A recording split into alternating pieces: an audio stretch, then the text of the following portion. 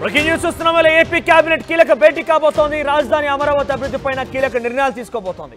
సుమారుగా 24,276 కోట్ల రూపాయల పనులకి పాలనాపరమైన అనుమతులు ఈరోజు కేబినెట్లో ఆమోదముద్ర వేయబోతున్నారు. ఇప్పటికే CRDA Capital Region Development Authority ఆమోదించినటువంటి పలు ప్రాజెక్టుల ఆమోదానికి ప్రతిపాదనలు కూడా సిద్ధమయ్యాయి. పలు పరిశ్రమలకి భూ కేటాయింపులు చేయనున్నారు. కేబినెట్ నిర్ణయం తీసుకోబోతోంది.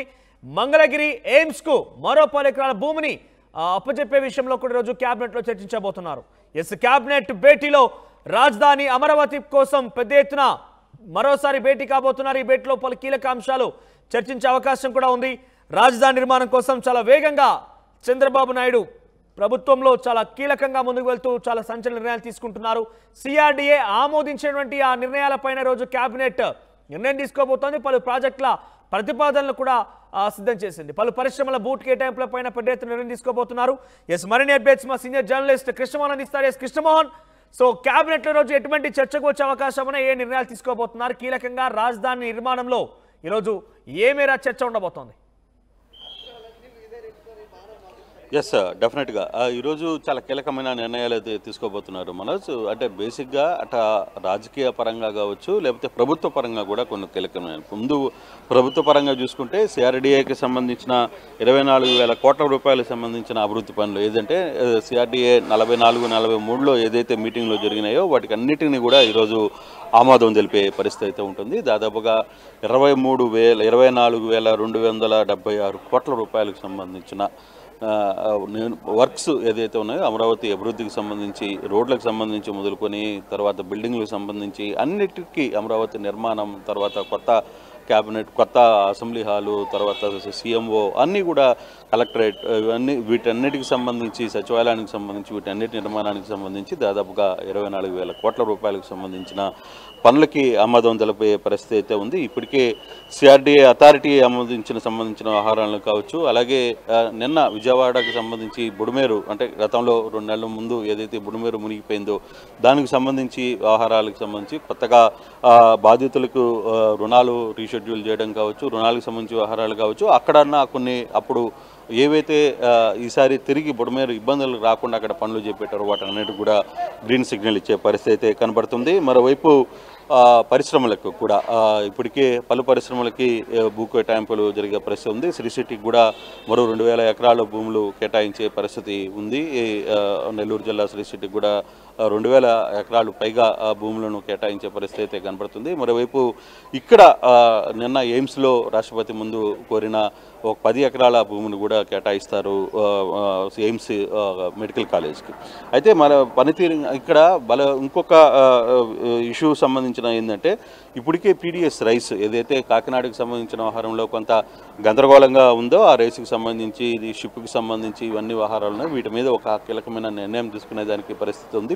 పీడిఎస్ రైస్ ఎవరైనా బయటికి తరలించే ప్రయత్నం చేస్తే ఇటీవల కాలంలో పేరుని నాని ఈ ఇష్యూలో కూడా దొరికారు. దాదాపుగా 1,70,00,000 రూపాయలు ఫైన్ వేస్తే దాన్ని కూడా ఆయన అఫీషియల్గా పే చేసిన నేపథ్యం మనం చూసాం. సో ఇవన్నీ కూడా కొంత వాటికి సంబంధించి ఏ విధంగా వీళ్ళ మీద చర్యలు తీసుకోవాలి. ఇప్పటికే నిన్న కాకినాడ కలెక్టర్ చాలా క్లియర్గా చెప్పారు, దాదాపుగా 1,400 టన్నుల బియ్యం షిప్లో నుంచి తీసుకుని రావాల్సిన పరిస్థితి అయితే ఉంది, వెనక్కి తీసుకుని వస్తామని.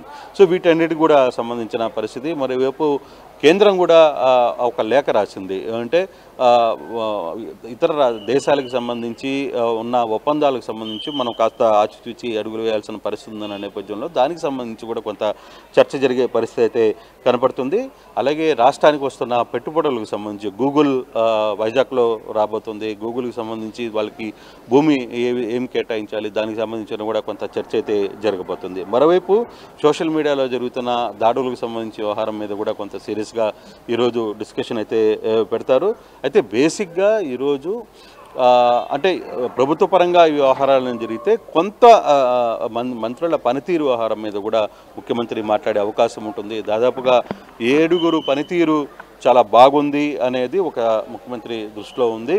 మిగతా ఒక 4 పరిస్థితి బాగలేదు అనేది ముఖ్యమంత్రి ఆశిస్తున్నారు. వాళ్ళ పనితీరును తిరిగి పూర్తి స్థాయిలో మెరుగుపరిచేందుకు ముఖ్యమంత్రి మాట్లాడతారు అనేది కూడా కొంత సబ్జెక్ట్ అయితే తెలుస్తుంది. ఈ 7 పనితీరు బాగున్న వాళ్ళలో 7 మంది దాదాపుగా పవన్ కళ్యాణ్, నారా లోకేష్, మంత్రి నారాయణ, తర్వాత ఇతర మంత్రులు చాలామంది కూడా ఉన్న పరిస్థితి అయితే కనపడుతుంది. కొందరు మంత్రుల మీద శ్రీనివాస్ ఒకరు పనితీరు బాగుందని చెప్తున్నారు. సో ఇటువంటి సంబంధించిన వ్యవహారంలో కూడా కొంత అంటే ఆల్రెడీ క్యాబినెట్ అంశాలు పూర్తి అయిన తర్వాత చివరిలో ముఖ్యమంత్రి దీనికి సంబంధించి కూడా కొన్ని నిర్ణయాలు తీసుకునే పరిస్థితి అయితే కనబడుతుంది. కానీ కొంత కీలకమైన డెసిషన్స్ ఈరోజు సిఆర్డీఏకి సంబంధించిన వ్యవహారం ఏదైతే ఉందో 24,000 కోట్ల అమరావతి పునర్నిర్మాణానికి సంబంధించి ఎంత యాక్టివ్గా ఈ వ్యవహారాన్ని ముందుకు తీసుకెళ్లాలన్న అంశం ఉందో దానికి అంతా కూడా యాక్టివ్గా ఉండాలి అనేది ముఖ్యమంత్రి చెప్తున్నారు. ఆ దిశగా కొన్ని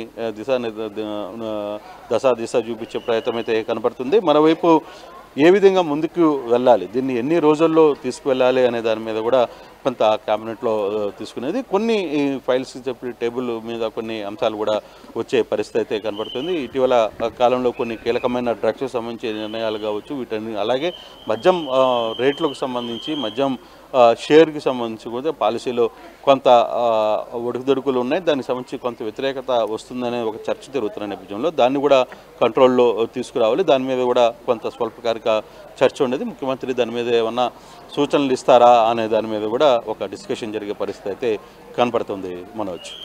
right, thank you Krishnamohan. So మొత్తం మీద క్యాబినెట్ భేటీలో పలు కీలక అంశాలు చర్చకు వచ్చే అవకాశం ఉంది. రాజధాని అమరావతి గురించి ప్రధానంగా చర్చ, ఆ తర్వాత సివిల్ సప్లైకి సంబంధించి ఏదైతే కాకినాడ పోర్ట్లో ఆ షిప్లో స్టెల్లా షిప్లో ఉన్నటువంటి 1400 టన్నుల అటు పీడిఎస్ రైజ్కి సంబంధించి, ఆ తర్వాత కేంద్రం నుంచి వచ్చిన లేఖ గురించి ఇతరత్ర అంశాలని కూడా చర్చకు వచ్చే అవకాశం ఉంది. రాజకీయంగాను సోషల్ మీడియాలో టీడీపీ ప్రభుత్వాన్ని ఎక్కిపెట్టి చేస్తున్నటువంటి ఆ పోస్టుల పైన వాటిపైన కూడా చర్చకు వచ్చే అవకాశం ఉంది. ఇక మంత్రివర్గంలో కొంతమందిని కీలకంగా తీసుకునే అవకాశం కూడా నేపథ్యంలో ఇటీవల కాలం రాజ్యసభ అన్ని అంశాలు కూడా రాజకీయంగా అటు సామాజికంగా సంక్షేమ పరంగా అన్ని అంశాలు తీసుకునే అవకాశం ఉంది. మరి ఈరోజు క్యాబినెట్లో రాజధానికి సంబంధించిన అంశంలో ఎటువంటి నిర్ణయం తీసుకుంటారో చూడాలి. సిఎంఆర్ ఇప్పుడు మన శ్రీకాకుళం జీటీ రోడ్ లో మరింత పెద్దగా మరింత విశాలంగా ప్రముఖ సినీ తార కుమారి శ్రీలీల గారిచే డిసెంబర్ 20న గొప్ప ప్రారంభం. మీరు రండి, నేను వస్తున్నా CMR shopping mall GT road Srikakulam. See you there. CMR shopping mall GT road Surya Mahal junction Srikakulam.